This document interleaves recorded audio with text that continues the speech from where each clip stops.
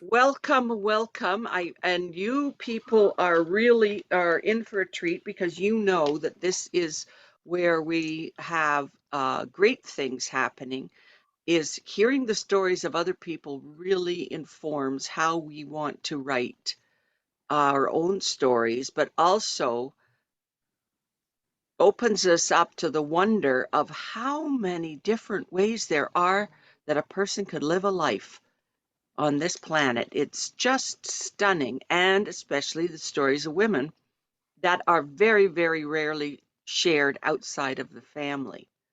And that is one of my initial reasons for starting this, is that the stories of women were not being told. And I look at this idea that is culturally it's like in all cultures, the thing of women being anonymous, that women really don't want to call attention to themselves by having anything particular about themselves that would be worthy of taking note. And I think that's stupid. I think that women have, how can we have to appreciate our unique journeys and the wisdom of what we learn through the course of our lives. And you are now witnesses to your mother's lives because you're the best people to do that, mothers or grandmothers, as we are talking about. And this way we get to spread our stories and our experience and hope to other people who have thought that they might be alone in the world. And we can share our experience and say, no, you're not alone. I know what you're talking about. So welcome. Let's just introduce ourselves again. And there we go. Kay is coming in. Let's just introduce. Yeah. We'll introduce ourselves again by our name, where we are, and then our mother's name, what year she was born, where she was born, and where she is now, if she's passed on or if she's living somewhere. So, Amy, do you want to start? Sure. So I'm Amy. I'm in North Vancouver, and my mother is Gail Ritter, born October 1st, 1961, and she is also in North Vancouver. Did I get it all? I think I got it all. Yeah, you did. And so you're going to read your story today. Yeah, I'm going to read what I got. Yeah. Good. Wonderful. I should say my name. I'm Marilyn, and I am in New Westminster. And my mother's name is Jean Marie Davis. She became Nori. She was born in 1930 in Adolphustown, Ontario, which is just west of Kingston on the lake. And she passed away in 2018. Yay. So, Kristy. All right, I'm Kristy. I'm also in New Westminster, where there's a parade going on at the moment. I can't quite hear, but if I open my door, I can. Okay. I'm writing my grandmother's story. So her name was Zubaida Pearl Mudin. She became Hafiz. She was born in 1927 and she passed away in 2018. She lived in Trinidad and Tobago in the Caribbean. She was raised in Woodbrook, which was the up and coming sort of white, quote unquote, white center of the island at the time. Wonderful. Thanks, Kristy. Sunila. Hi, I'm Sunila and I'm in Toronto. And I am writing a story on my mother named Raj Kaur, born in 1935, September 29, passed on February 13, 2000. And she was born in Fiji Islands. That's where I'm from. Thank you, Sunila. And Kay, are you here now? Kay? Well, we maybe not. Steph, would you like to, did you want to introduce yourself and where you are and your mom? Yes, I'm just, I don't know if Kay is having trouble unmuting. I just asked her to unmute. But in the meantime, I'm Steph. I'm in Vancouver. My mother, Doris Tripp, was born in Wabi Wawa, a tiny town in northern Ontario that doesn't exist anymore. And she was born there in February 1923, and she died in January 2020. Such long lives, and we still have mothers that are still alive. It's just amazing. We will keep going. We'll assume that Kay is there and taking everything in. But Kay, anytime that you come back, will just tell us. Okay. So we got the three of you have got something to read, which is great. I'd like to just know. Well, no, I guess what. Let's just get into it. You can, when you're about to read your story, you can give us a bit of a background on what it was like to write this story. I would go around and say where where are the problems that everybody's at, but each one of you is going to say that when you're reading your story. So we will just skip that part and go right to it. Amy, do you want to start then? Sure. Okay. I shall start. And So how was the process of writing? You interviewed your mom. yeah, I interviewed my mom, and well, I think one of the most interesting things for me, interesting / not interesting, is that I said to her, what was going on in the world, at these times in your life? And she said, you know what, I really don't know, because she was so focused on Yeah. the here and now in her life that she's like, I really, really don't know that I recall being impacted by things that were happening, which I thought was interesting. And then I thought to myself, well, do I go do some research into what happened between the 60s and now, and extrapolate on that? Or do I so I didn't do that for this version, but if that's something that folks think is interesting, then I might do that for the next version. But I don't want to be like, oh, the whatever, I don't know, the movement of the 70s really impacted my mother, because I don't know that it did. Or whatever. Yeah. So yeah, so other than that, I mean, it was like a lot of data collection, and then the writing process itself. Again, we've talked about this before in terms of how you like not put in your own thoughts and feelings around things. So I took a lot of that out, but I still left some of it in. So I'm curious about whether it feels contextual or whether it feels like another person, providing opinion on stuff. So we'll see. Okay. So as all my blindy friends know, listening to screen reader while you're reading, it'll be fun, but we're doing it. So My Mother's Story by Amy Amanti. Oh, sorry, just for my phone ding, I turn that off. It was a blistery day in Edmonton, October 1st, 1960. My mother was born. Gail Marie Ritter is the name I always knew her by, but the name on her birth certificate is Charmaine Colrose. But she wouldn't learn that for many years. At 6 months of age, she was placed for adoption with the parents who raised her, a Calgary couple, Andrew and Clara Ritter, a loving couple who had a 12-year-old son, Jim. After having a stillborn child that caused a loss of a kidney, Clara Ritter was told by her doctor now to not have any more children, but she was aching for a daughter. Little baby Charmaine was brought to Clara and Andrew by Clara's sister, Madeline, and her husband.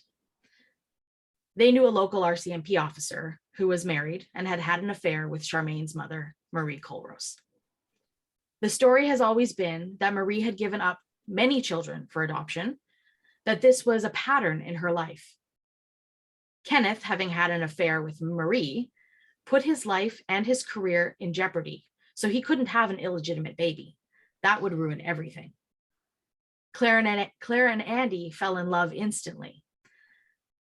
But where did the name Gail come from? Clara used to tell us that when the baby arrived, she had a small box of items with her. There was a rattle or some other baby items in the box, and something said Gail on it. So Clara, my grandmother, thought, I guess her name must be Gail. We wonder today why they never actually looked at the original birth certificate possibly they didn't have it. So today, my mother has two birth certificates, one that says Charmaine Colrose, and the other that says Gail Ritter. A few months after Gail was adopted, Marie came back to reclaim the daughter that she gave up. The Ritters were devastated. Brother Jim cried for them not to take his baby sister away. So the Ritters fought. But who were they fighting against? No one knows. Was it a legal battle or a money thing or a church thing? We're not quite sure. To this day, Gail wonders if Marie had been taken advantage of with the best of intentions, but maybe she had been pressured into giving that baby up.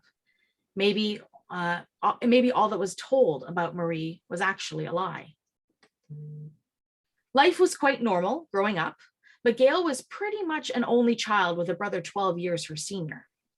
Andrew was a plumber and Clara a homemaker. Gail played quietly and put herself to bed when she was tired. She was that kind of kid. The house was a revolving door of hospitality, Clara always having family and friends stay with them.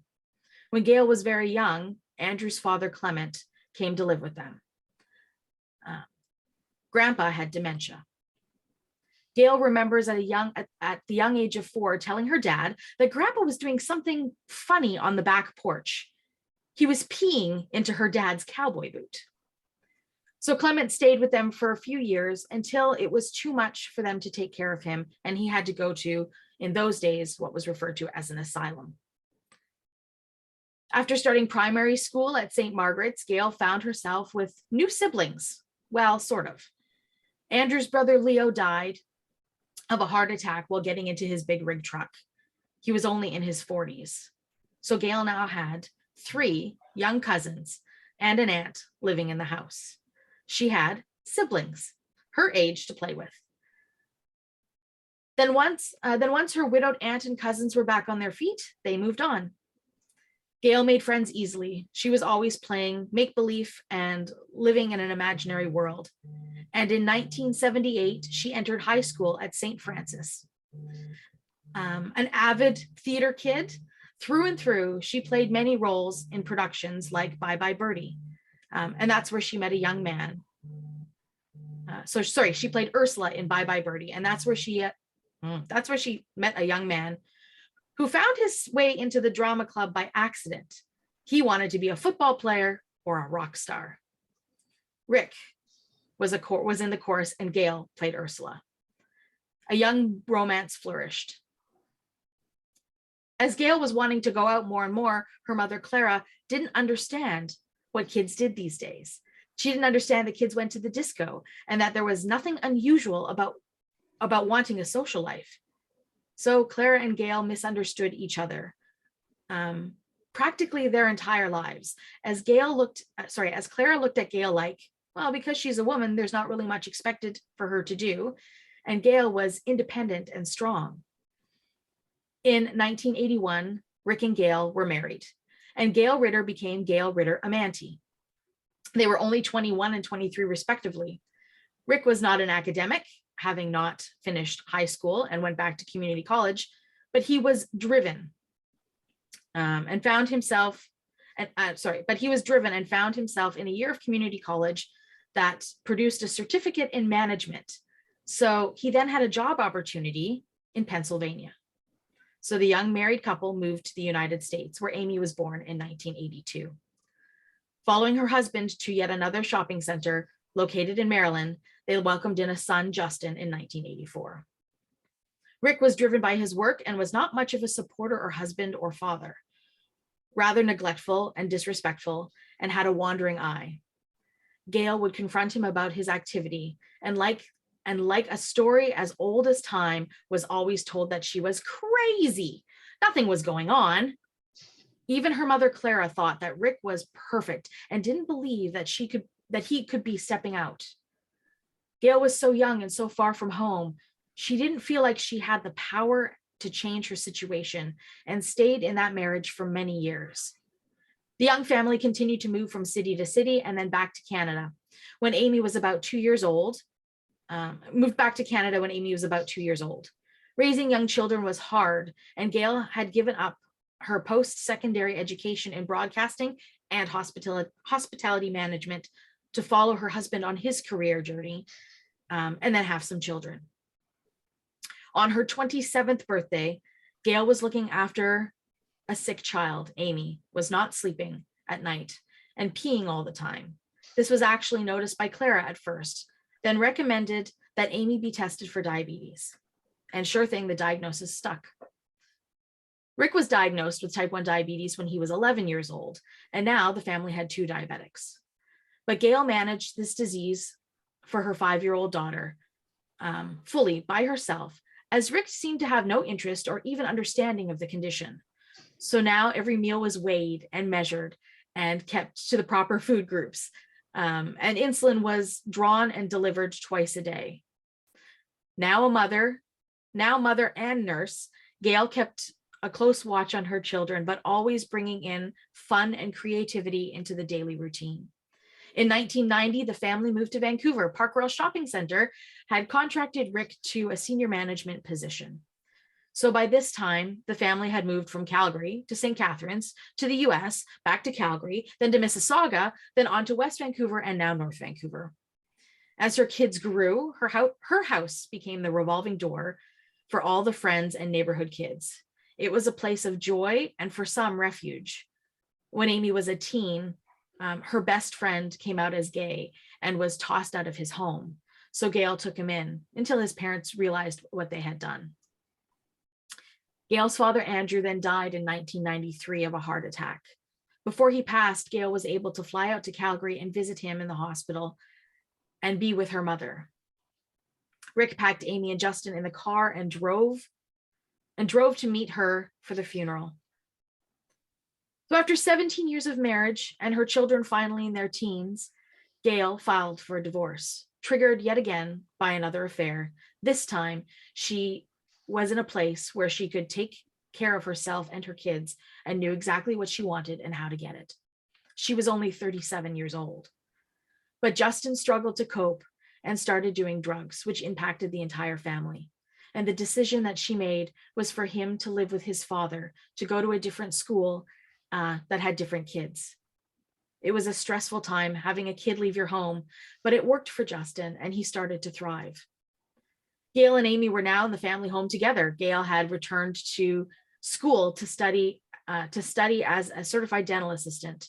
She had plans to buy Rick out of the house and needed a steady and professional income. She had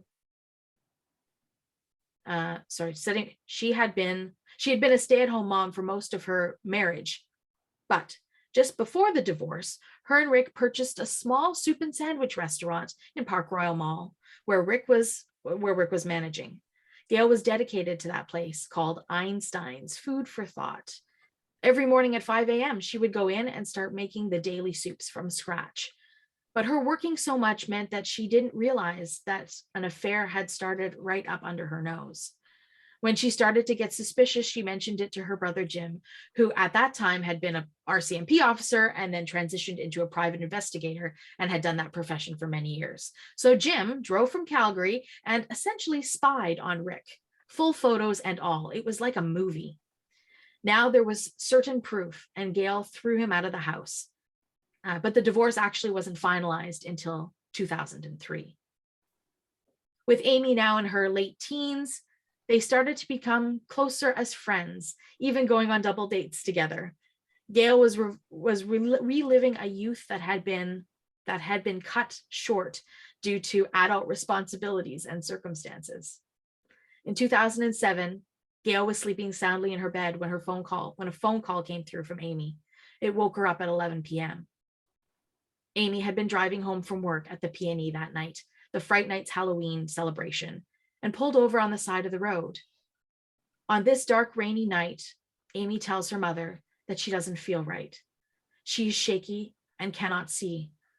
So Gail rushes to pick her up. Abandoning Amy's car at the side of the road, Gail is in nurse mode.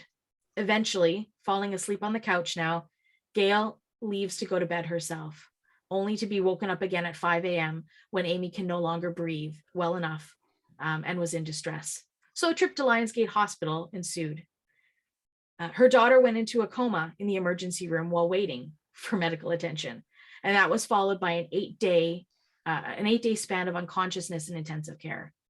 Gail stood vigil at her daughter's bedside, hoping for the best, calling family to let them know of the circumstance and be prepared to fly out. As Amy recovered in the months to follow, she began to experience many complications of the diabetes, and Gail jumped right into support, friend, caretaker, nurse, housekeeper, cook, medical consultant. This continues to this day. In July of 2021, her son Justin and his partner were separating, and so Justin moved back into Gail's home, a temporary move so that he and his ex could spend 2 weeks on and 2 weeks off in their condo while figuring out the separation. So Gail now had 2 adult children living back in her home, but actually loved it. Justin had taken up residence in Amy's old childhood bedroom, and Amy was living in the basement suite. Dinner together at nights were a welcome distraction from pandemic days and Justin sorting out his feelings about his separation. And then on April 11th, 2022, Gail's mother, Clara, passed away. Ooh. Sorry. It had been 2 years without our, give me a second. It had been 2 years without our annual visit back to Calgary due to the COVID-19 pandemic. And at that time, Clara was a thriving, vibrant, 95-year-old woman with permed hair and full makeup. Clara was very put together always.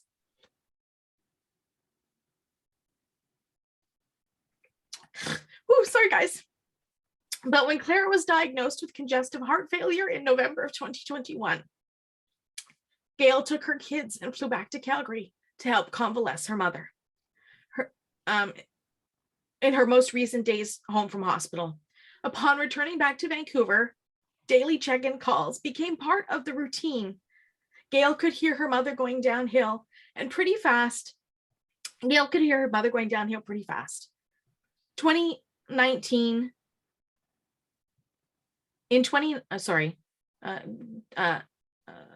only a few months passed and Clara transferred into a hospice, and Gail and her kids went back again to visit. This time, Clara had white hair and no makeup and was wearing a white gown all day long. She didn't look the same, but she was still vibrant. Those few days were such a gift to be able to say goodbye to someone that you love. And it is someone that you love and has been a part of your life for its entirety. And while Gail was devastated at this loss of her mother, she began to be at peace with it. Clara was not suffering, and the opportunity to say goodbye helped with the healing. But every now and then, she thinks to herself, I haven't talked to Mom in a while. I better give her a call. And then she remembers.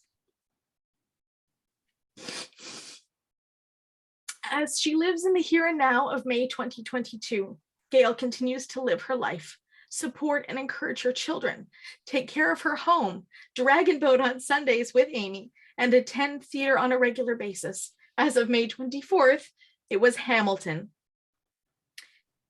Tomorrow, yes, tomorrow is the last day of dragon boat practice before the big race on June the 4th.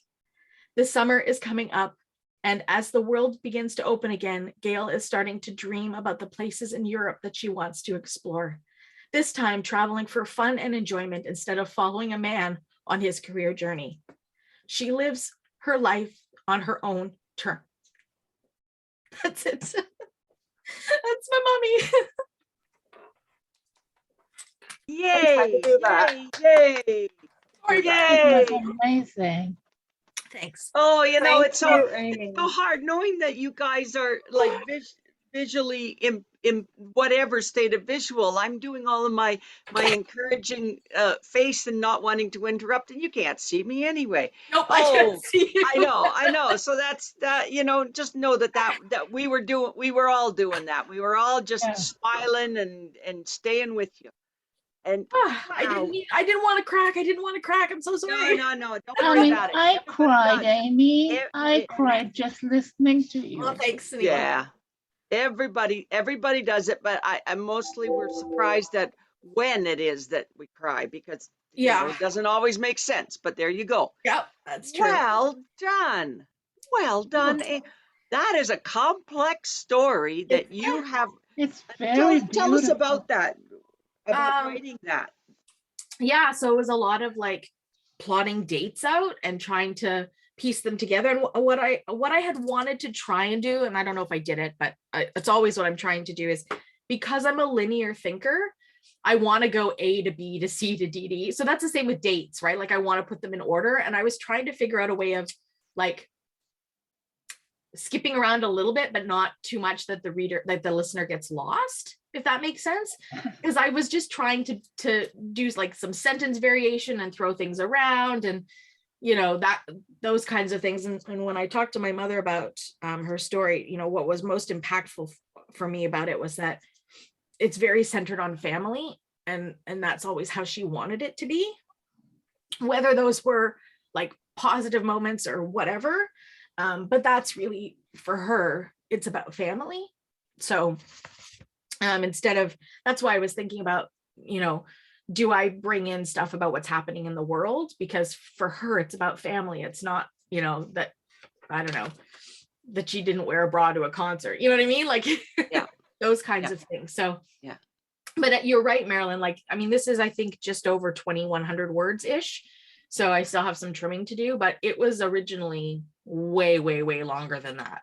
And you tend to not realize how long it could be. I thought 2,000 words was long. And didn't think that I would ever. And then when I started writing it, I just couldn't stop. And then I had to go back and go, okay, what are the themes here? What can that kind of stuff. So that's where it was. And it was challenging, but interesting. And, my mother and I laughed together. We cried together. And it was just lovely to,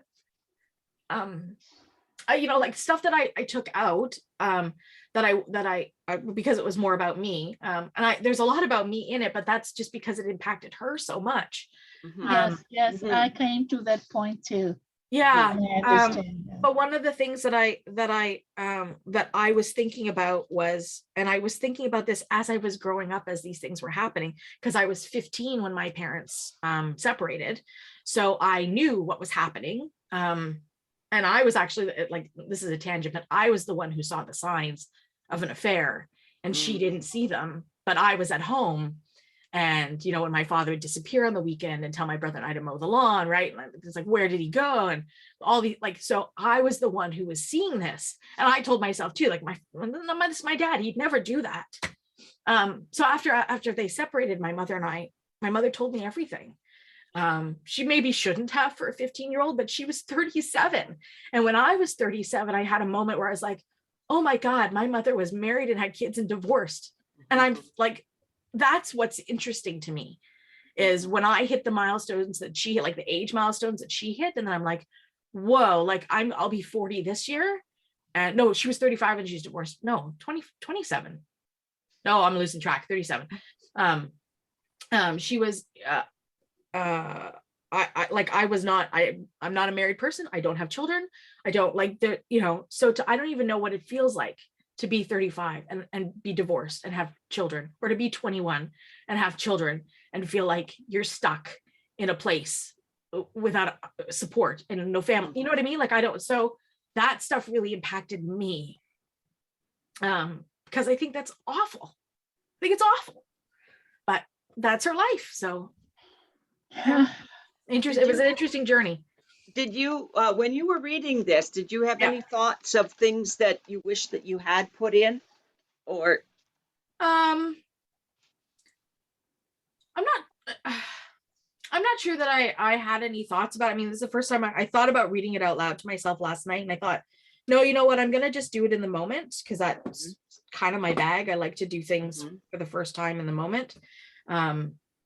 So I chose to do that. So it's the first time I had heard it out loud, and I'm not sure that there are things that I would add, other than to just be a little more I don't know. This is like for Marilyn, for me, this is like the relationship between my parents is tricky. And it still is tricky to this day.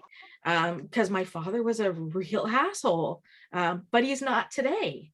Yeah, no, the tricky thing. Yes, That's a very tricky tricky. thing. So it's It's like, a very yeah. tricky thing. yeah, how And the much do you children put have to go through that too. Yeah. yeah, how much do you put in about that, knowing that for her he's the devil?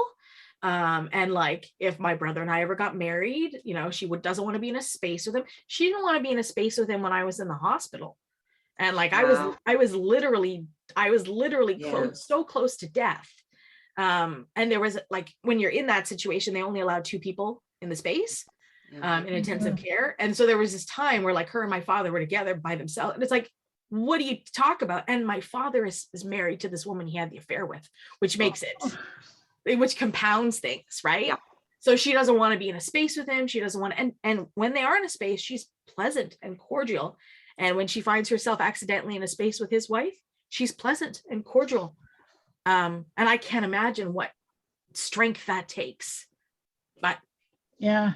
so those would be the only things that I would maybe put more in, but that's again, it's a tricky line to It's like a tricky. how much of an asshole was he, and do Yeah. I want the world to know? Because Yeah. I still have to maintain relationships with both of these people. And the thing is that your mom is still young. Yeah, She has a lot of life 62 this to year. continue. So there's no point in damning her with Yes, her opinion of right now. yes, There's ways of just, and I thought you did it very well. With Very well. saying that he was having affairs, and then finally she said no. yeah, And that, we're ready for it. And it's the same thing with the parents fight. Well, they fight. People fight. This happens. yeah, Divorces happen. Yeah. People, that's happens. If you can keep it on the facts, yeah, and the facts from her point of view, which you found, that's your safety. yeah. And but sometimes it's a narrow path. Mm-hmm. Because you just, we emotionally want to go into all of this stuff. And for this purposes of this story, and it is a good story that will last forever, don't go there. Just stay on the facts. Keep some safety for everybody. Yeah. Yeah. And that's the kind of thing there are ways that you can say the facts without. Well, I think that's one of the things we learned through this process of writing these stories is how much story of our lives we have invested in the emotions around the facts rather than the facts. And the emotions are going to be coming and going. And the emotion is what you remember, because the facts, over time, the facts are like, oh, do I remember that correctly? Sometimes, but you remember how you feel. Yeah. You remember how you felt. And so I can easily see when I was writing this, how the emotion piece takes over. Yeah. Because, and I had a roadmap where I was like, here are the dates, here are them in order. How do I place them in an order that makes sense, that where I can sort of move things around a little bit. And the other thing that, like, this is just a technical thing, and those of you who are like trained writers don't have to deal with this. I hope don't have to deal with this. Is sentence variation, not starting every sentence with my mother, right? This idea of sentence variation was an interesting balance for me, and I'm still trying to achieve that. But it's like when you were told in school to not start every sentence with the, you know what? You got to get the grade 3 teacher out of your head. Yeah. I mean, really. Get it down. Okay, I think, no, good. Sunila is catching up with stuff, and I'm just looking at the mute buttons. But yeah, I might mute you, Sunila, just so that the feedback doesn't come into our conversation. But keep going, keep doing what you're doing there. Yeah, I was just putting my copy in. Yeah. Okay. This is it is this thing that as you're talking about, this is the realization, the change of perspective that is gained by writing these stories comes from getting away from your own feelings, because that also leaves you now space for something else to happen. Yeah. And that's one of the best things. I think when you said this thing about linear, I think that your linear thinking, that's a grade 3 teacher thing to me, that says that you should not be linear. I say be linear because I did get confused. Okay. I Well, got yeah. confused, like when and it's with the timelines where you would put the Okay. dramatic sentence in and then give us the backstory on it. Mhm. No, because I wanted to follow Gail. Okay. I wanted to follow Gail, and that meant, she's and so it's questions that I can see that link ups, Okay. through your Yeah. story of where you have. Well, the first time that I noticed that was with Justin, the time lapse, like the backstory on the divorce should be Gail noticed this happening, that happened, that happened. Then they got Ah, divorced. yeah. Then how long was the timeline that she was living with Justin, who was acting out, and Right. she didn't know it? And then she said, "Can you go and live with your dad?" Yeah. Because that is the cause and effect of that timeline is very important for her because Right. she made the decision to send her son away. And I think when you're talking about family, Hmm. that's a really good structure to give yourself, Hmm.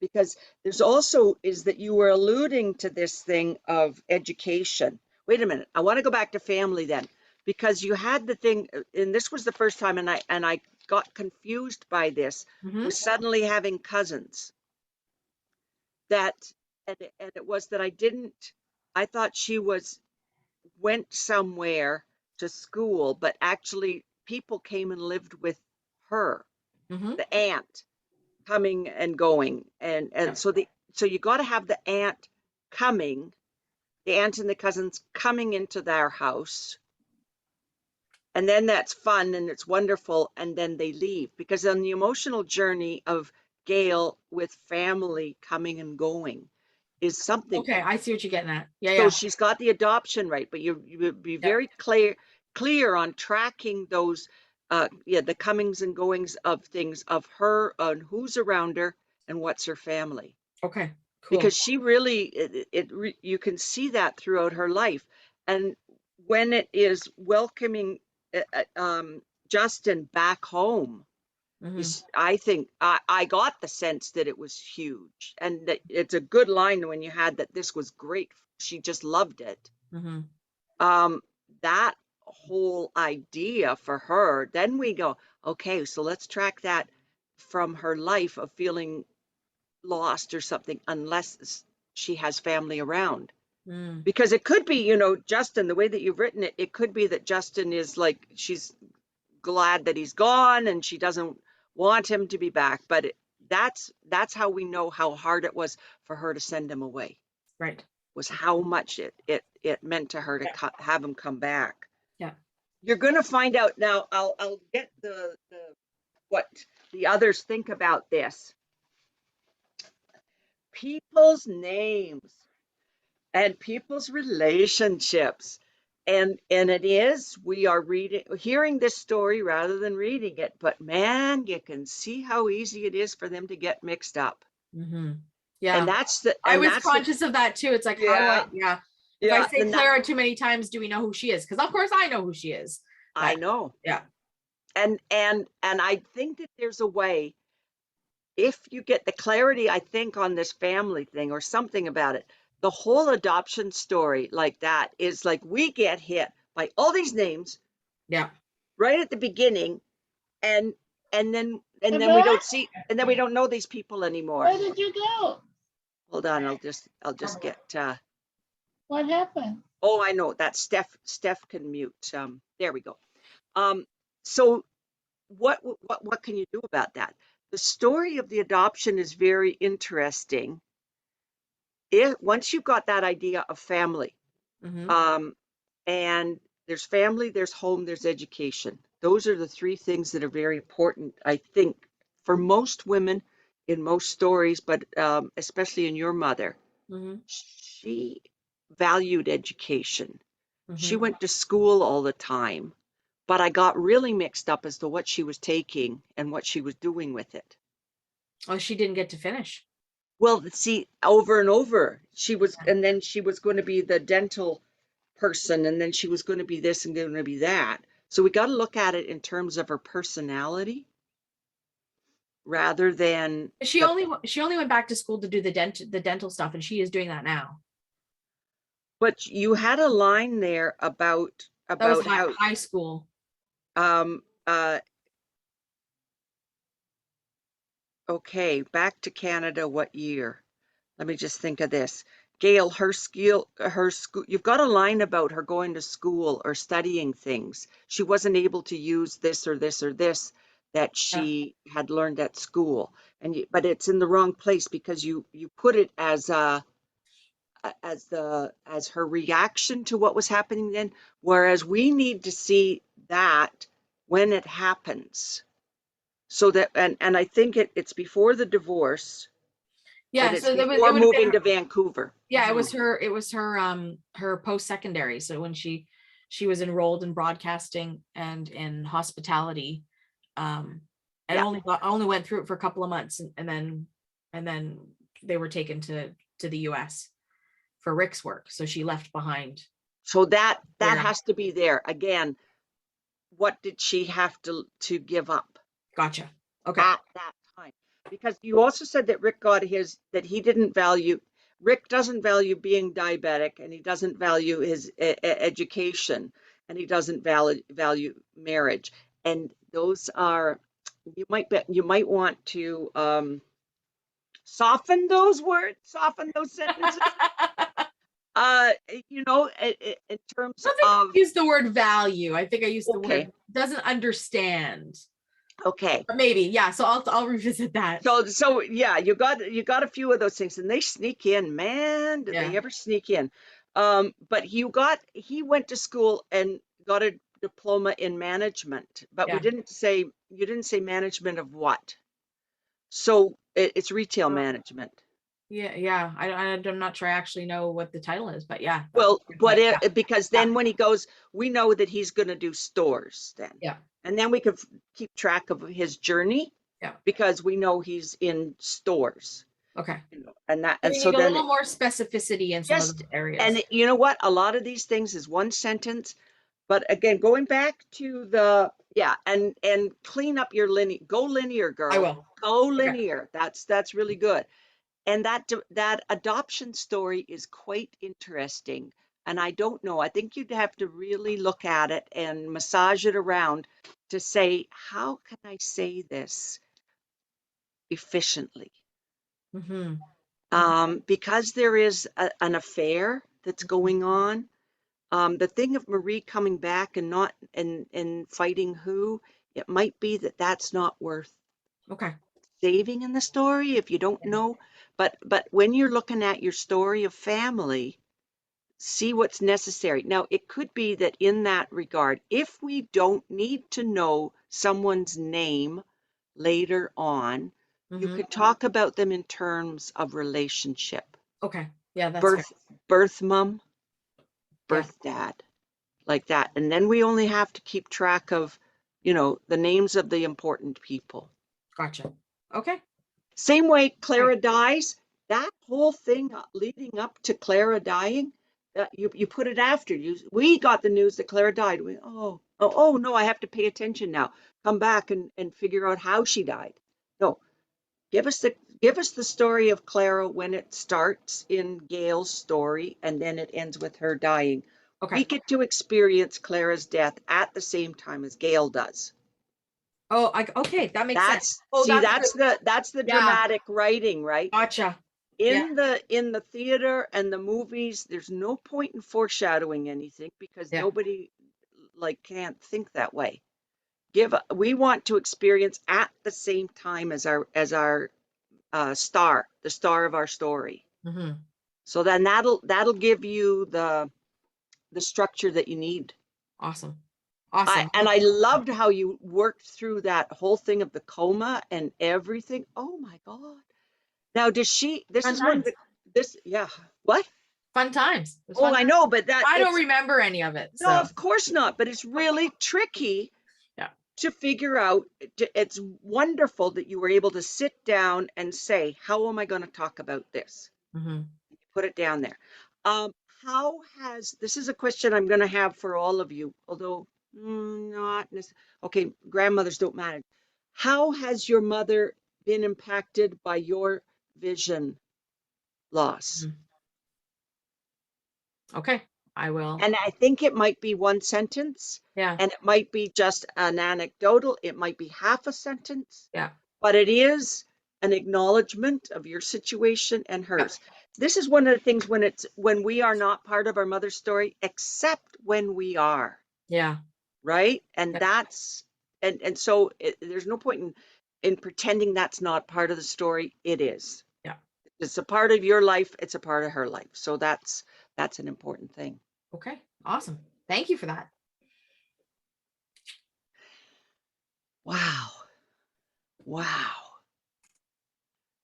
I'm just digesting this story for a little bit there, because we want to, of course, we want to move on, but I don't want to move on that fast. What are the other comments that other people have about stuff that you loved or stuff that you didn't understand?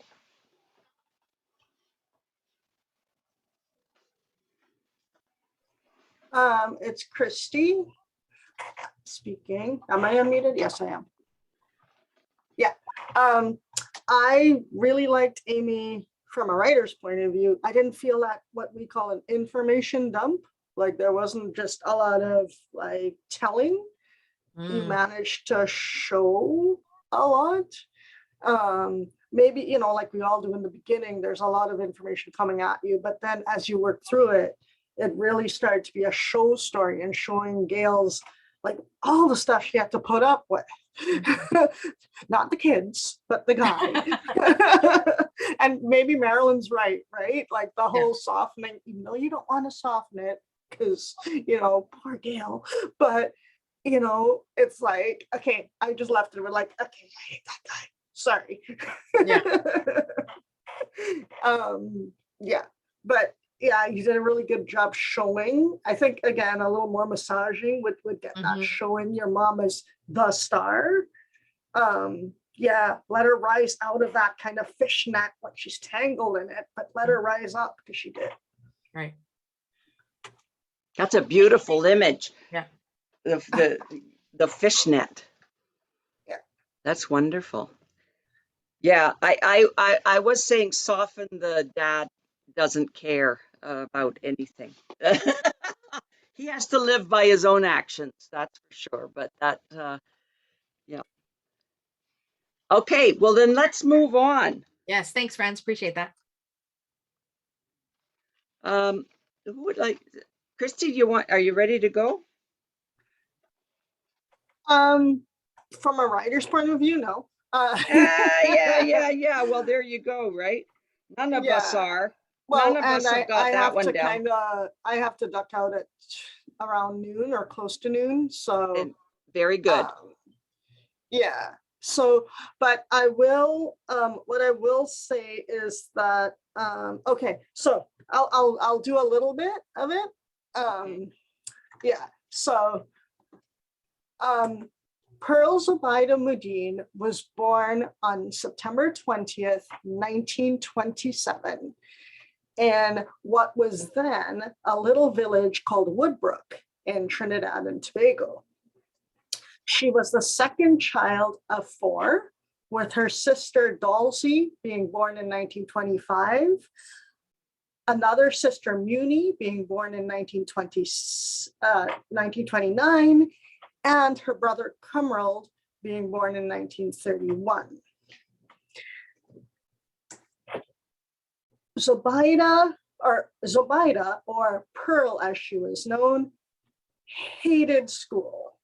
She attended Tranquility Primary School from 1931 to 1941, but attended was a loose term. She was constantly being picked up by the police for truancy, as she preferred to aimlessly ride her bike around the village, listening to the church choirs practice and the other musicians in the neighborhood play their instruments.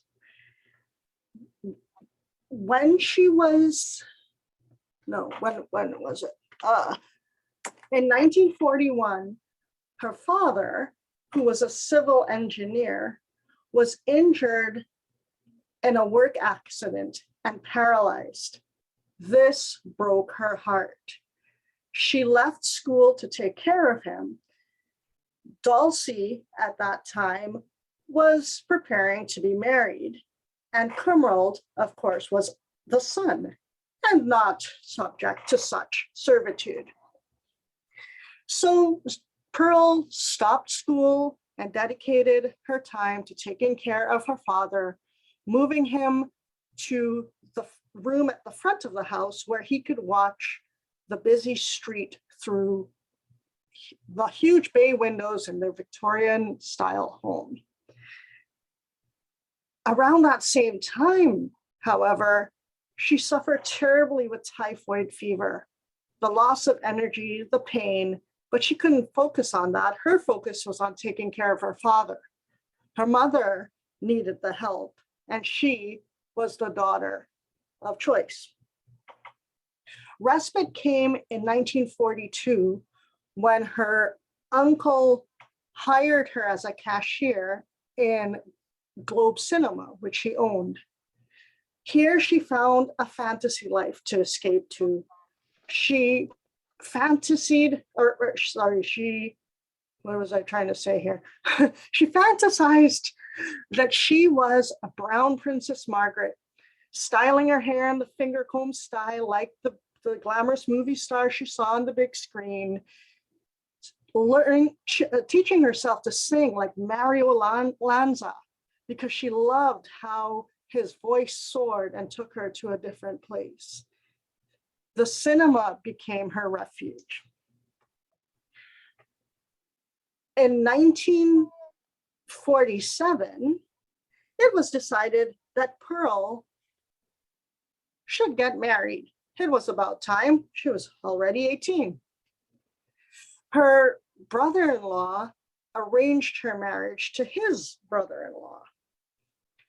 So Pearl was married to Muhammad Abdullah Hafiz in 1947. She would have her first daughter in December of that year. These two happy landmarks were scarred by the loss of Pearl's younger sister, Muni, that same year.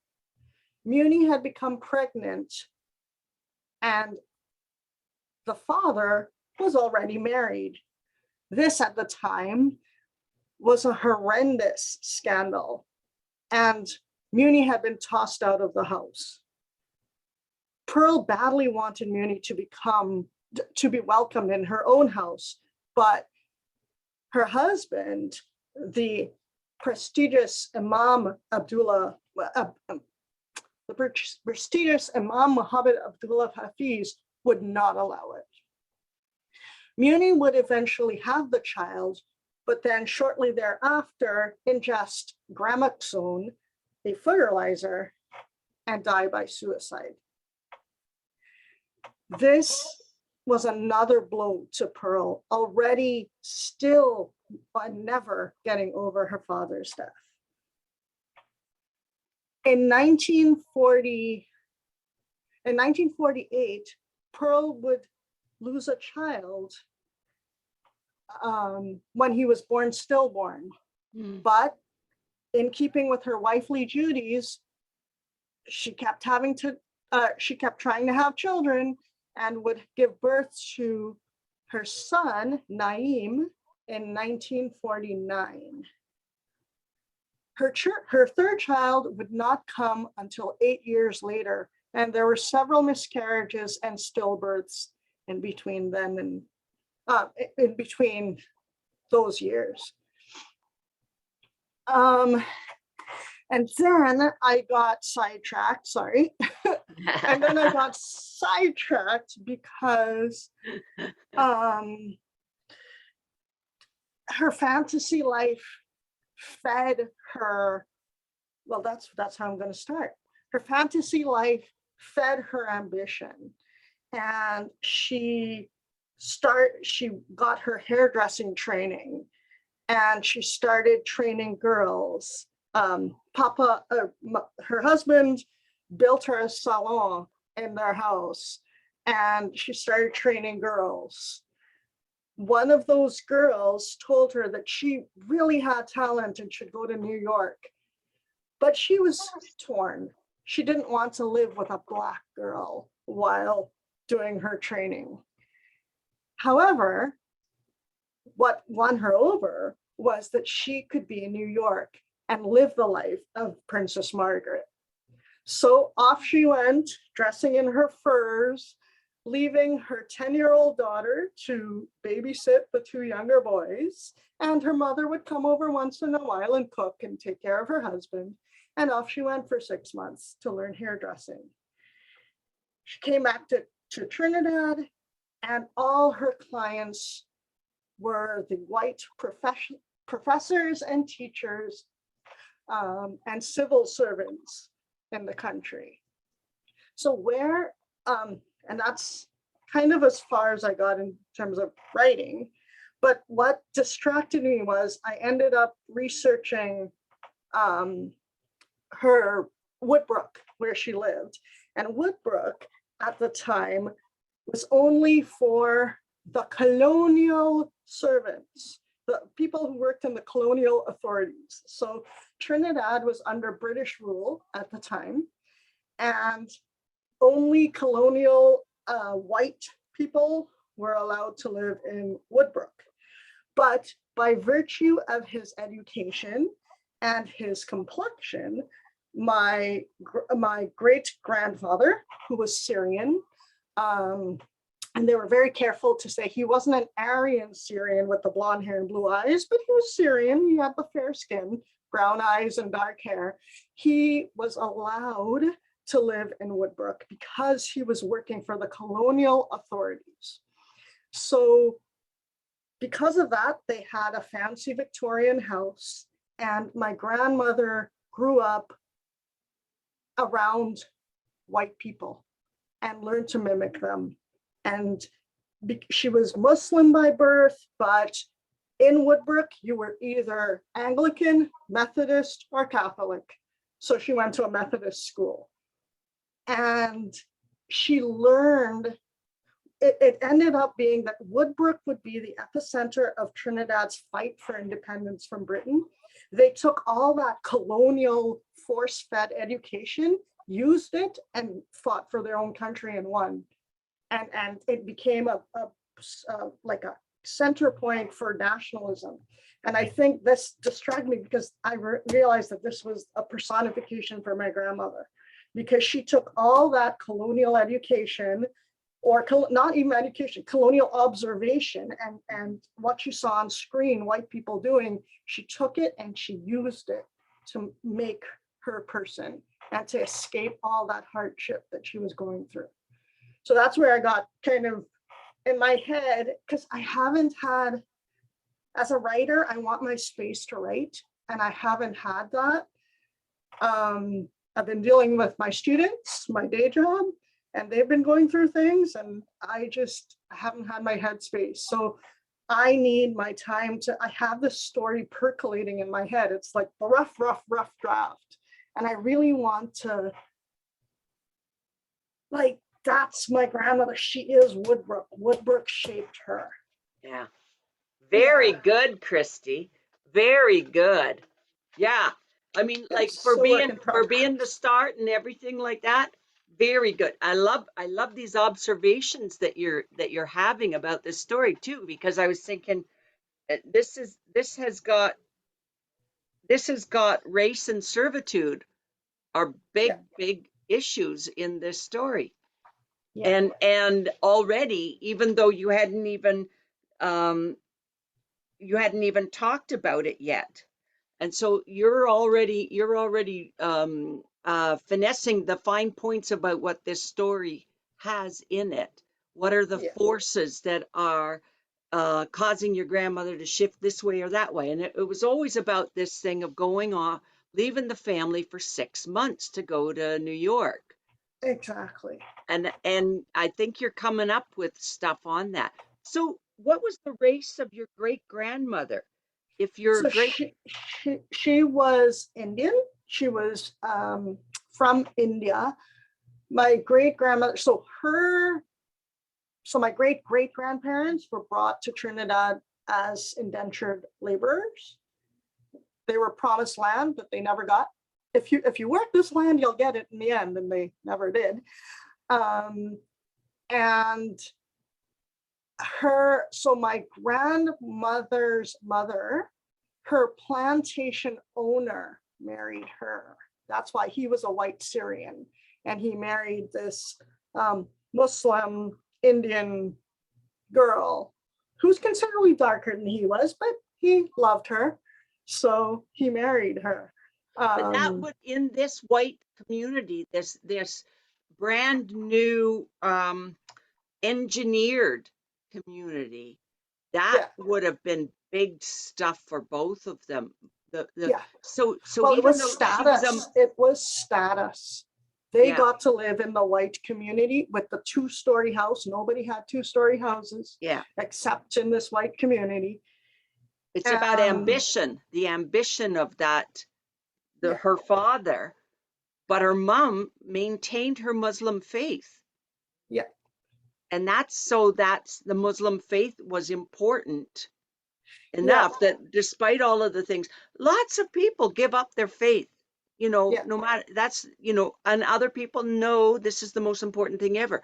So those things, because she's going to marry Muhammad in 47, and that's going to make a big difference. But I can only imagine in this, even though they had the status, they got to live in this place.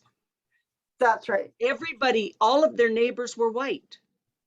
All of the neighbors were white. So that it's like he worked hard there to put themselves into a place of not being the same as everybody else. And that's a big thing. This is a great story. Yeah. Another thing is, I mean, she was Muslim and she kept her faith, but she was also, there was so much Anglican and Roman Catholic in her because that's how she grew up. Like they could not celebrate their Islamic faith in that white neighborhood. It was not, she went to a Methodist school. Yeah. Because that's it. You Methodist, Anglican, or Roman Catholic, which one? Yeah. So you gotta go where you gotta go. So your character, the star of your story, has to negotiate that path for herself that is between all of those things, and yet still maintaining her faith for her mother's sake. And then for her husband's sake. Well, because the husband's the imam of the mosque. So you said that as the imam of the mosque. Well, that's important. It wasn't even like that she couldn't, so where you've got the wonderful thing of the cinema and the imam of the mosque, like in a place where both, the imam, it doesn't matter. I mean, he's got a tender kind of foothold in a place that doesn't want him either. Like the whole Muslim mosque would have been quite well, that was a different area. By the time she got married, she moved out of Woodbrook. So I've got to put that in. That she did move to the capital of the country at that time. And with more cosmopolitan and all of that stuff. Yeah. That's right. And a little more lower / middle class. So she moved from the uppity section, the hoity-toity section, as they say, to the more like, but she also always kept her hoity-toityness because that's how she grew up. All her clients were white, like every single one. Well, then they were white, but they had the money to afford someone who had trained in New York. Yeah. And that's why she comes went back there, and says, I've trained in New York. And she's got the style and she's got the latest fashions and she's got the lingo and she knows this person and that place. She would have been so exotic. Oh, she was. Yeah. She was. So yeah, I'm And working on that, but I think it just like, yeah, there's such a story there that it's Yeah. a personification Yeah. of yeah.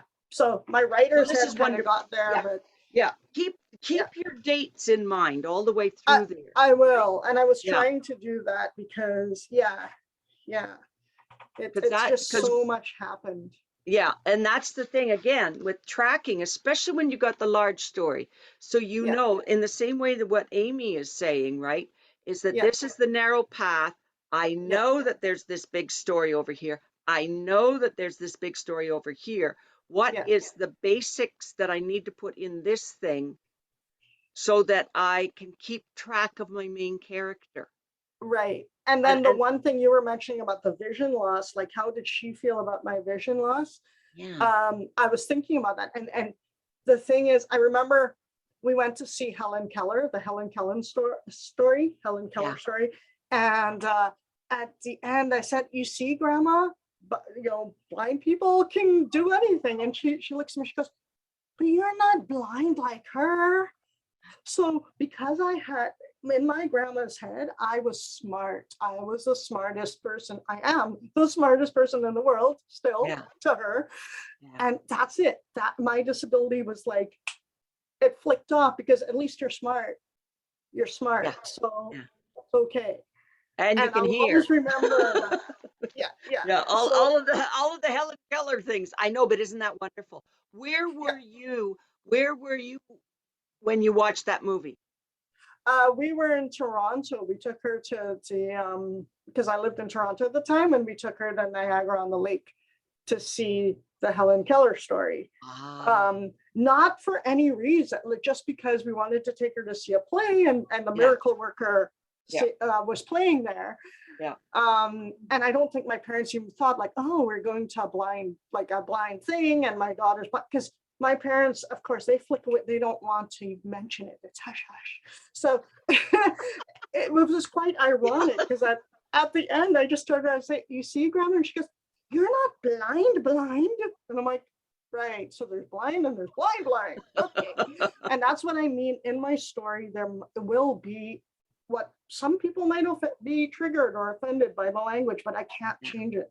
I No, cannot, I no. won't sanitize my story And because this that's also is, the degree of color as well that you've got going I, through there. that's right. Because my grandma's older sister got married first because she was white. She was a China doll white. Yeah, and And I she, got mixed up on that as to who was the age of the children. yeah. When So she Dulcie was, was born in 25. yeah.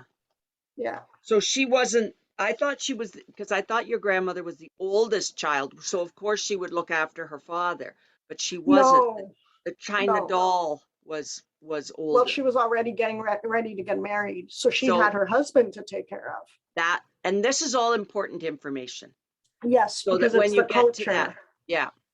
And the And it's son, not, of course, wouldn't be the one to take care of the father because he's the son. no, but he So was also quite young in he was 1941. younger. Yeah. Yeah. He Yeah. was only And 13. yeah, the younger sister was also young. Oh, yeah. Yeah. She would have been young too. Yeah. Yeah. So that, Yeah.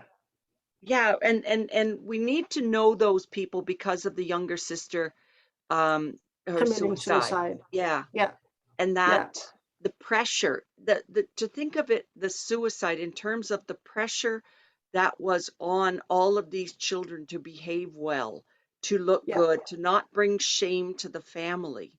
because of the ambition of their father. When did their father die? Like he was That's, paralyzed. I keep forgetting to ask my mom because she Right. doesn't like to talk about that part. Yeah. And so I'll go, when did Pa die? Because she can't remember his name. And she'll just go, oh, but this and this. I'm like, okay. So I You might might be able have to look it to, up. You might be able to look it up. yeah, hopefully. Yeah. Yeah. Yeah. So anyway, so Yeah. that's Very where I've good. gotten, but I have it all in my head. As I say, I just need the headspace to maybe this coming week. Yeah. Yeah. So You thank know, you for listening. oh, Anybody thank else, you. any Thank you, Kristy. This is, suggestions? aren't these great stories? Oh my God. Just like amazing. That's it. Yeah, and you have to write it because we all have to. I want to know what happens. You know, I know what happens, but I want to know how it happens and that kind of Yeah, thing. I yeah, read a thing about, I think it was Ursula Le Guin who was writing about women writing. And she was, of course, a wonderful novelist and wrote a lot about a lot of things. But she said that that was the image for men was male writers was this room apart, and someone would leave trays of food outside the door, so that they could keep, on with the muse, and that's supposed to be like how it works. And she said that women writers are have little scraps of paper on the yeah, table while they're folding the laundry. exactly. And things get written, but it not in the same way. So don't be too Yeah, harsh on yourself there.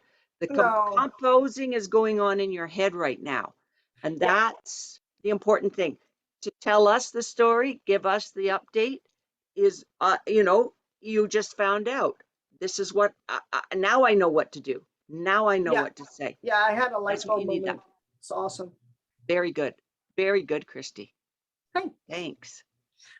Wow. Okay, everybody. I want to. I will probably sign out just to get Yeah. ready to leave and stuff. So Okay. I'm gonna thank get. you, everybody, and I'll see you Okay. next week. Okay. I'm gonna get Sunila in here so that she has an audience before we all leave. We're not leaving, Sunila. We want to hear your story. So, but, Okay. yeah. Are Hi, you it's Sunila. ready? Steph. So Yes. She's do you gonna just read want me to, it. would you like me to Oh. just start, or did you want to give any Yes. background or Can you anything? start it? Sure. Okay. Okay. My mother's story. Name Raj Kaur. Date of birth September 29, 1935. Died February 13, 2000. This is a small town called Nosori in Fiji, where she and her siblings were born. She was the fourth child of 10 siblings. They were very simple people, where the girls were not educated. My grandmother was a homemaker and did rice farming, raising chickens, sewing, and cooking. She also sang songs and played an Indian drum called dholak. She told me about a volcano eruption when she was little, and all her siblings had to hide somewhere in caves. Also, she remembered about the Second World War. Although Fiji was not affected, but there were soldiers everywhere, she told us. So, my mother also had the same skills. She was married to my dad in 1953. Their marriage was arranged. In those days, they made the best to work their marriages. She had her first daughter in 1954, and 2 years later, she had her first son. All the relatives were very happy to have a boy child. She lived with all the brothers of my father and their wives and children. My grandparents were living with them as well. When there was not enough food for my father's family, my maternal grandparents helped them. There were 2 more girls born when they all lived together. In 1961, I was born. I was a premature baby with eye problems. Her life changed after this. She had to listen to the awful words that my uncles said to her. My paternal grandfather had died after my brother was about 2 years old. When I was 3 years old, my parents moved to their new home up on a hill. We were all excited. My mother started her own planting rice and vegetables with root crops. And that's it so far. Sunila, is that right? Yeah, That's I've been a little because being busy. Yeah. No. That's great. Great. So And I'm you know still what? You got. adding. Yeah, you got more than enough there to really get launched in it. And as we have discovered, uh, there's enough. You get the feedback on your story, then you go, okay, I'm on the right track. Okay, now I know I have to do this. Now I have to do that. It'll just give you more power, wind in your sails. So that's Okay. great. Um, I love this Nasari, and I love the details that you've got about those family arrangements, Yes. about and No education for girls. no education for the girls, and living with the family of all the brothers and stuff. So Yes. she was, what was it? She was the fourth of six, fourth of eight. Fourth girl. Fourth sibling of her 10th sibling. She was number 4. Yeah, but I, you were also the fourth I was the 5th. or five. That's it. That's it. Yeah. I see. I got mixed up on the generations there, and Yeah. I was the 5th child of 7 siblings. I think that your grandmother is an important, like, I really liked it that you had that thing about the grandmother with the rice, about her job in as the farmer, because Yes. then your mother takes on that thing of what is it that how do we teach the next generation? You know, Mhm. that kind of the stability of that life, especially then with the maternal uh, grandparents coming and supporting. The farmers were supporting the husband's family with all of those uncles living together in one house, and then these that your mother's family is very important in this Okay. story, just Yeah. because of that, the continuity of life of how that is. Okay. And I have a feeling that her life is going to change a lot. Raj Kaur's life is going to change a lot. So After my birth, I don't know uh, what happens after this. she did. She had a lot to hear from the relatives about my education. That's where the major story lies. Right. And what she had to persevere to get me up with my education, and how she went and worked in the school, making roti parcels for the bazaars and pakoras and pea snacks, like, so they could sell and make money. See, all these things, how much sacrifice she was doing there. So when she's in Fiji, is oh, and I know from your what you've said before is that her mother came from India. Yeah, So the rotis and the samosas and stuff, that is what her mother taught her. yes, And did she become, so she was Punjabi from India? And was her yeah. husband with the arranged marriage and all these uncles where she was living there, was that a Punjabi home as well? My father, no, they were just Northern Indian Ah, because they were from Bihar. okay. And So she kept her faith. she kept her faith, and then she switched to my dad's faith, like doing the Hindu stuff, not the Gurudwara stuff, but the temple stuff. And then she came to Canada, and there's a lot still to write. I know. And then she was sick, and she went on dialysis. So that's quite a bit for me to follow up. No, yeah, but I think that you've got the thing of stable traditional family that she learned from her mom, and that's going to, and then we can see the changes that she has to cope with. The star of your story has to negotiate those changes in her life as they move and everything happens. Yeah, But yeah. it's good to give us a good stable start, and very, very traditional with planting rice and doing this kind of that domestic thing. Where do you think that her emphasis on your education came from? Did that come from the temple, or did that No, come it came from the teachers, the your school, and teachers? Okay. my teachers and the doctor, my eye doctor, and the teachers.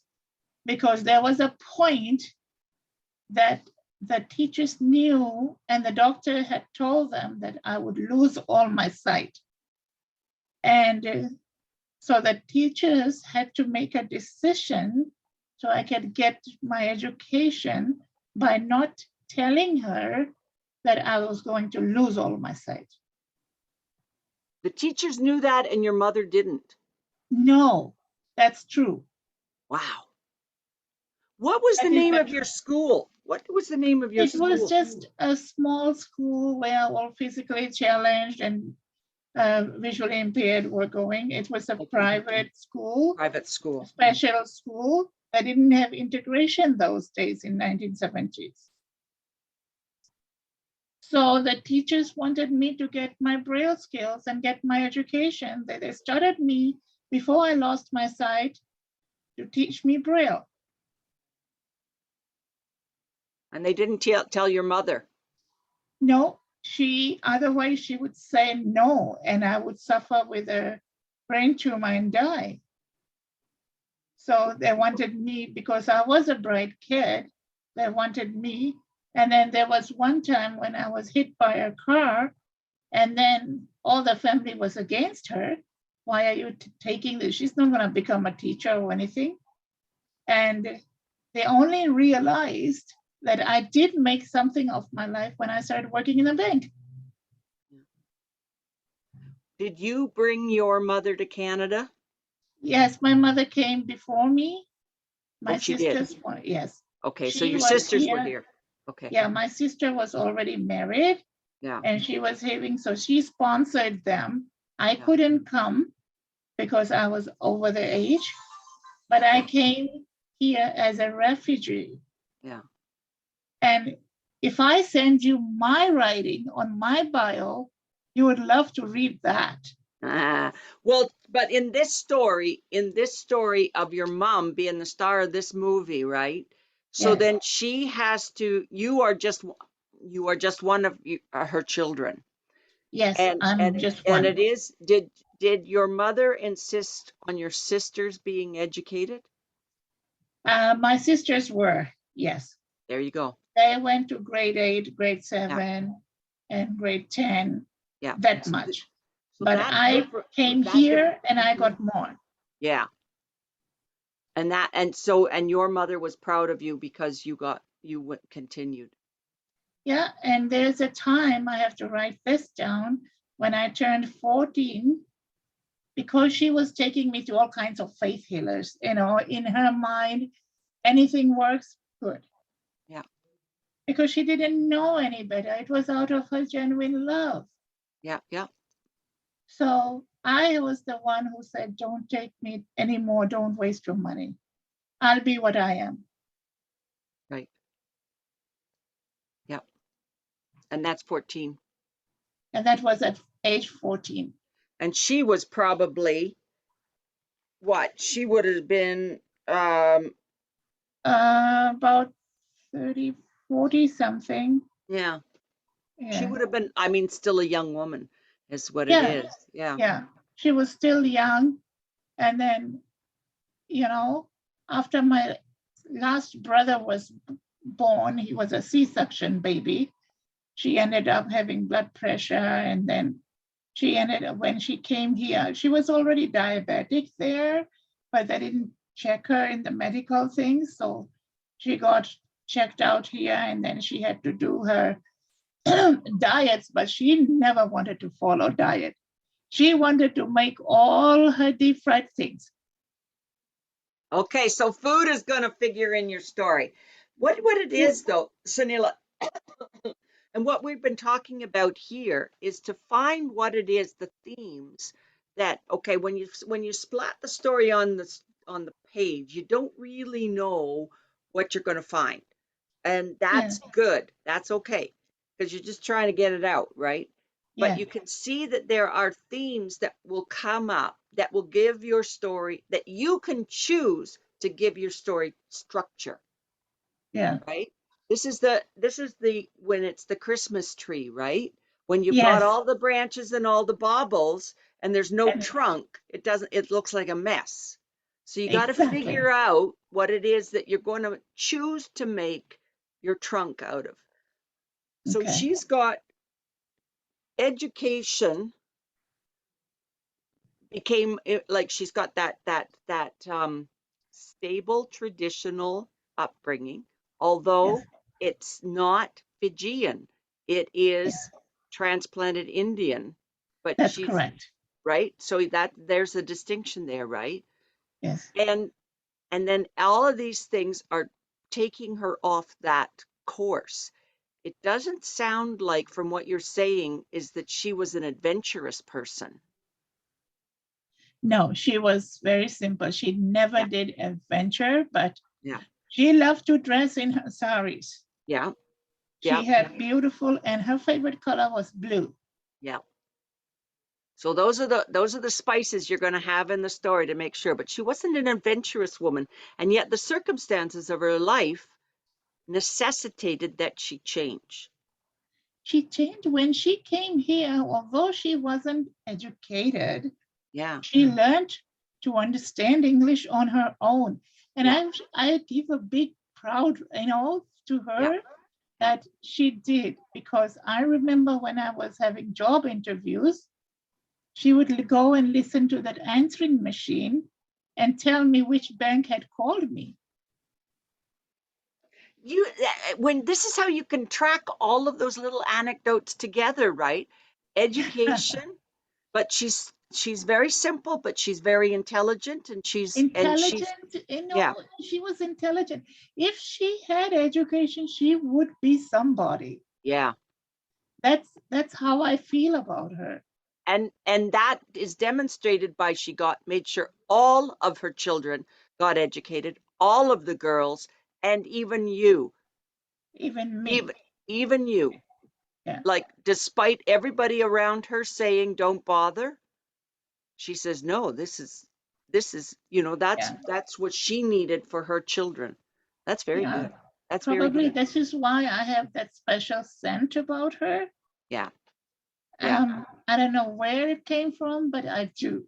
yeah, Even if I'm now talking as if like sometimes, I'm cooking and I'm making some food that she used to make. yeah, Because one time in that apartment when I was alone, I felt that somebody is watching over my head. yeah, yeah, Like I could feel her, yeah. I but her last words I'll never forget. When she was in hospital, really ready to go, yeah. she said, I am so happy you moved on your own in front of my eyes.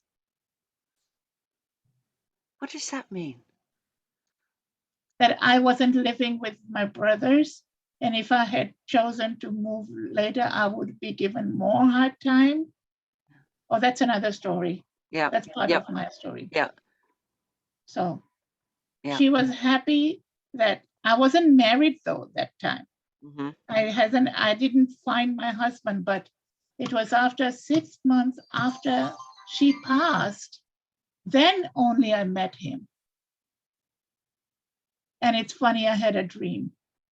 I saw in my dream that I was going down a steep stairs and he's there to catch me. Oh, wow. And that was a dream. Did you see his face in the dream, or you just? Yes, yes, I saw his face because that was the clearest. I felt his hands, just like what he feels now. And this is the real truth thing I'm telling you. I don't know where it comes from. It's Maybe beautiful. that's, I said, did she send me? And I always tell George, I say, you just have that mother touch to me, because I was really getting sick, and of course I had moved on my own, and my brother's wives were really giving me a hell. Yeah, And they were not happy because it was embarrassment for them that a disabled woman is living on a, and over here it's nothing, it's yeah, independence. And that story in my book, which is A Light Beyond the Darkness, it is amazing because that part I have actually written about 7,000 words. yeah. Well, this will give you the backstory that you need to continue the work on your story. Yeah, that's what I feel about Yeah, this. yeah. and you're shedding a very clear light on your Yes. mother, what was important to her, and then what it was that from that you gained. But she's Yeah. got, and this is the good thing that you've got already going in your story, is what she got from her mother, Yeah. right? And it's like it travels in our genes, like I learned to cook on my own. Yeah. And I remember what she puts and what this and Yeah. that. Yep. And when I did my first rotis, when she came to see me, and my brother said, "Look, Mom, her rotis are rounder than yours." Oh, she was so happy. And she loved my cat. Yeah. And This is great, Sunila. I hope that you keep going with this story. I just this is encourage why you I to. need Yeah. a lot of time so I can do it, because I'm Yeah. really interested in doing it. Yeah. Well, just take the, while the kettle is getting ready to boil, you put down a few more words. Exactly. That's what I'll And keep on doing. the story will come together. Yeah. Yeah. This is great. Yeah, mine is totally different. Amy's is a different angle. Mine is a different angle. Yeah. Yeah. But we come from where we come from. This is one of the quotes that I think I sent you in that thing. I Yes. was looking through. Our stories that rest on the stones of the stories of our mothers and fathers, just beneath the waves. And this is why, when we document them, then we know where we got this thing from, this idea from, or this ambition, or this Yeah. life It was, view.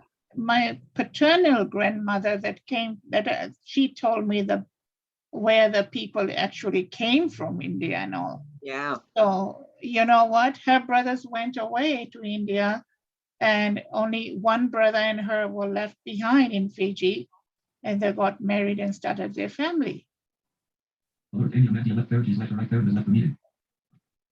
So there's Amy has gone. Okay, so So that's it. So yeah, I think we're done. Is Kay there yet? no, I think Kate just Kay's here, but I don't think she can unmute. Yeah, that's okay. I can't unmute her. Yeah. She has the capacity to unmute herself, but her device might not be cooperating. I'm not sure. Yeah. Well, she can send us a chat if she chooses, but otherwise she's checked in, and hopefully she is benefiting from our discussion. So that's good. And this is also being recorded. So that's also good. I was thinking of all the other people that are going to be watching and listening to us this week through the recording. Steph, I think we're done. Okay, great. okay. So yeah, people, Kay, you can send us an email. Anyone else can Yeah. contact us by email, and I'll stop the recording now.